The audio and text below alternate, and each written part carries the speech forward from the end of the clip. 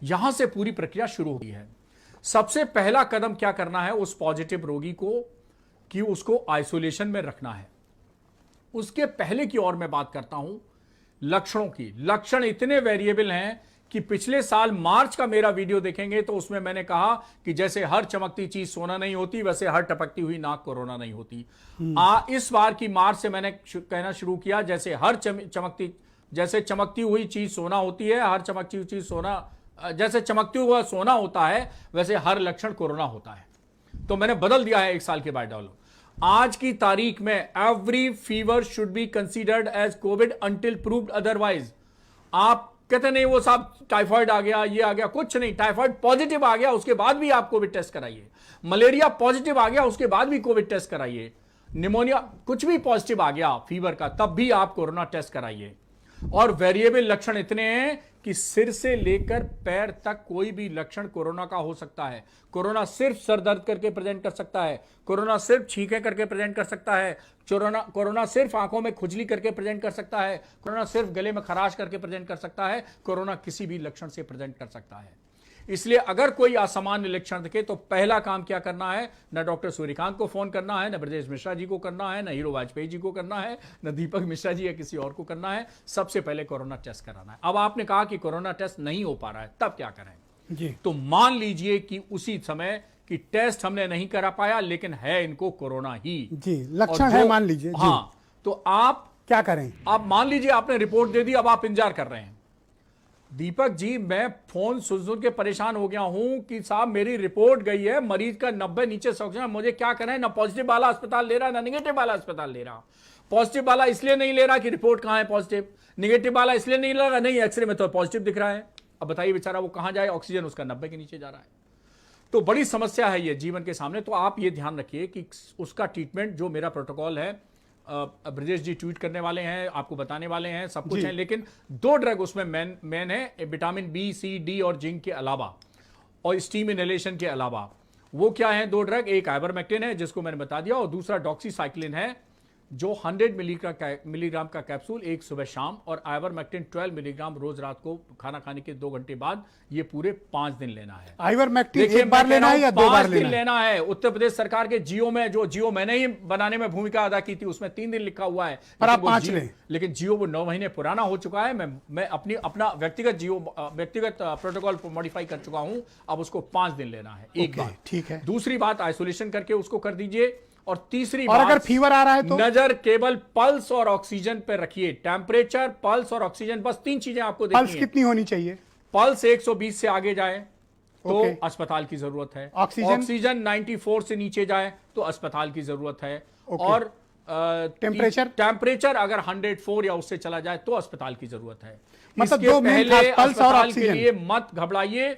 इसके पहले अस्पताल के मत घबराइए, इसी ट्रीटमेंट को चलते रहिए, और इस 99% लोग इसी प्रोटोकॉल से ठीक हो जाएंगे। ये मेरा दावा है, ये मेरा वादा है। आप करके तो देखिए। कुछ लोगों को थोड़ा बहुत संक्रमण उनके फेफड़े में है, सीटी से निकला है, हाँ, तो उसको किस तरह से हैंडल किया जाए? देखिए, बिल्कुल उसमें घबराने की जरूरत नहीं है। मेरे पास अभी ऐसे तमाम लोग भर्ती हैं जिनकी 3 बार रिपोर्ट निगेटिव आ गई है, लेकिन सीटी स्कैन में देखता हूं और मैं कहता हूं ये सीटी स्कैन में कोरोना के अलावा कुछ हो ही नहीं सकता, क्या करें? तो उनका ट्रीटमेंट कोरोना के आधार पर ही चलाया जाता है। अब इंटरनेशनल बॉडी ने भी रिकमेंडेशन कर दिया है कि पीसीआर टेस्ट है लेकिन सीटी स्कैन पॉजिटिव है आपके अनुसार, तो उसको कोरोना ही मानिए। लेकिन ये चीज डॉक्टरों को प्रशिक्षित करने की जरूरत है, फैलाने की जरूरत है।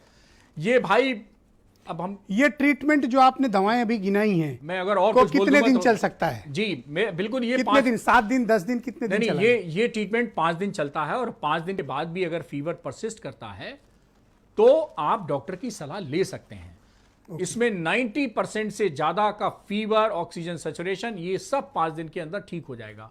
केवल वही परेशानी, कुछ लोग कंप्लेन कर रहे हैं, अभी फेसबुक पे आ रहा है कि फीवर उनको हो गए 6वां दिन है, फीवर आ रहा है जी, और जब दवा लेते हैं, डोलो ले लेते हैं तो ठीक हो जाता है। हाँ, डोलो ले सकते हैं आप पैरास्टामोल जो है 500 mg, और जिनका वजन 60 किलो से ज्यादा है वो 650 मिलीग्राम ले सकते हैं दिन में। 1 बार नहीं, 2 बार नहीं, 3 बार नहीं, 4 बार नहीं, 5 बार। जो 60 प्लस है वो 650 mg की, जी, जो 60 प्लस है वो 650 mg की ले लें, और जो 60 किलो से नीचे ज्यादा है वो 500 mg की पैरास्टामोल ले लें। ओके जी, ऑलराइट। और कोई प्रिकॉशन आपको? और रेगुलर सीटी स्कैन भी कराएं? हाँ, सीटी अगर 94 सीटी से कितने दिन में अगर कोई रिजल्ट आ गया तो से कितने नीचे दिन में? सैचुरेशन जाता है तो सीटी स्कैन कराने की जरूरत पड़ती है। और सीटी स्कैन में एक सीटी स्कोर होता है जिसमें 25 में से नंबर दिए जाते हैं, वो डॉक्टर कैलकुलेट करके कितने पे बताता को है। डेंजरस मानते हैं? 18 के ऊपर है तो हम लोग कहते हैं कि नहीं ये थोड़ा सीवियर है, उनको 18 से भर्ती होना नीचे- चाहिए। लेकिन 25 में 18 तब मानेंगे देखिए आप भर्ती सीवियर? भर्ती 3 ही मुद्दे हैं। सीटी में 19 आ गया मान लीजिए, और लेकिन फीवर नहीं है या 100 के करीब है, और ऑक्सीजन सैचुरेशन जो है वो 94 से ऊपर बना हुआ है, और पल्स जो है वो 100 से नीचे बनी हुई है, 120 से, तो भर्ती होने की जरूरत नहीं है। ओके। और भर्ती के लिए वही 3 क्राइटेरिया हैं जो मैंने बताया। सीटी वैल्यू बहुत लोग कंप्लेन कर रहे हैं कि उनकी नहीं, लोग 6 है, किसी की 8 है, देखिए किसी की 10 सीटी है। वैल्यू से और लक्षणों से एकदम डायरेक्ट कोरिलेशन नहीं है। ओके। हो सकता है किसी की सीटी 25 में से 18 आ जाए, 19 आ जाए, 20 आ जाए, लेकिन हो सकता है उसका ऑक्सीजन सैचुरेशन 94 से ऊपर हो। हाँ, तो उसको घबराने की जरूरत नहीं। नहीं लिख रहे हैं एक और लोग कि चीज मैं बता 97 दूं, 98 उनका आ रहा है ऑक्सीजन एक और मैं स्पष्ट कर दूं कि कोविड कहते हैं, जब कोविड आपका डायग्नोज हुआ, और 3 हफ्ते के पीरियड को कहते हैं हम लोग कोविड पीरियड। ओके। 3 हफ्ते से लेके 3 महीने के बाद भी कुछ प्रॉब्लम रह सकती है, उसको हम कहते हैं एक्यूट पोस्ट कोविड पीरियड। 3 महीने के बाद भी कुछ लोगों को प्रॉब्लम रह सकती है, उसको कहते हैं हम क्रॉनिक पोस्ट कोविड पीरियड। तो सब 3-3 का फॉर्मूला है। पहला 3 हफ्ता एकदम कोविड, 3 हफ्ते से 3 महीना ये एक्यूट पोस्ट कोविड, और 3 महीने के बाद क्रॉनिक पोस्ट कोविड, मतलब कोविड में अस्पताल से छुट्टी होने के बाद या निपट जाने के बाद। अच्छा, एक सवाल और है जो बहुत लोग सवाल पूछ रहे हैं, वो भी बाद में एक डॉक्टर अंतिम से- सवाल है जी उसमें ये पूछ रहे हैं कि पोस्ट कोविड, जिसको कोविड हो चुका और वो ठीक हो गया है जी, उसको क्या देखिए करना चाहिए? पोस्ट कोविड में भी 17-18 तरह की तकलीफें हैं, किसी भी अंग की तकलीफें हो सकती हैं, उसको कुछ नहीं करना चाहिए।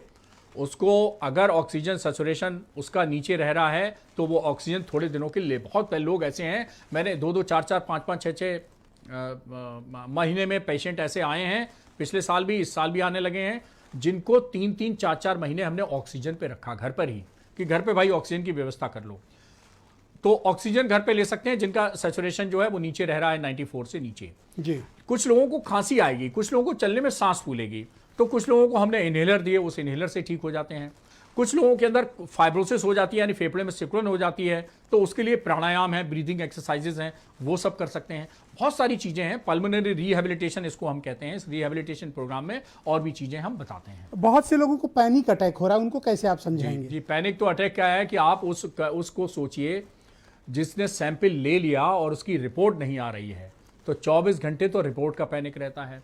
फिर रिपोर्ट वो आ गई, पॉजिटिव आ गई, तो फिर अब ये बुखार कब जाएगा, ऑक्सीजन कब गिर जाएगा। जी। मतलब एक मेडिकल रिप्रेजेंटेटिव मुझे याद है कि परसों रोने लगा, सर मैं क्या करूं, घर कहीं भर्ती नहीं मिल रहा, मेरा पापा का ऑक्सीजन 80 चला गया। तो मैंने कहा आप निश्चिंत रहो, मैंने उसको, जो आईसीयू में मैं ट्रीटमेंट करता हूं, मैंने कहा घर में ऑक्सीजन लगाओ, ये इंजेक्शन बाजार से लाओ, और तुम तो मेडिकल रिप्रेजेंटेटिव हो, घर में ही लगा दो। बोले सर ये तो आईसीयू में चलते हैं। मैंने कहा तेरा घर आईसीयू हो, क्या अंतर है भाई, अब तेरे पिताजी मरने की नौबत पे आ गए, घर में ही आईसीयू ट्रीटमेंट मैंने शुरू कर दिया उसको। और अब किंग जॉर्ज मेडिकल यूनिवर्सिटी होते हुए भी मैं उसको ये एक्सेप्ट करता हूं कि मैं 2 दिन बाद उसको एडमिशन करा पाया। बहुत बहुत शुक्रिया। उम्मीद करता हूं कि आप सबको, ओंकारनाथ जी, ये सब मशविरा बहुत पसंद आया।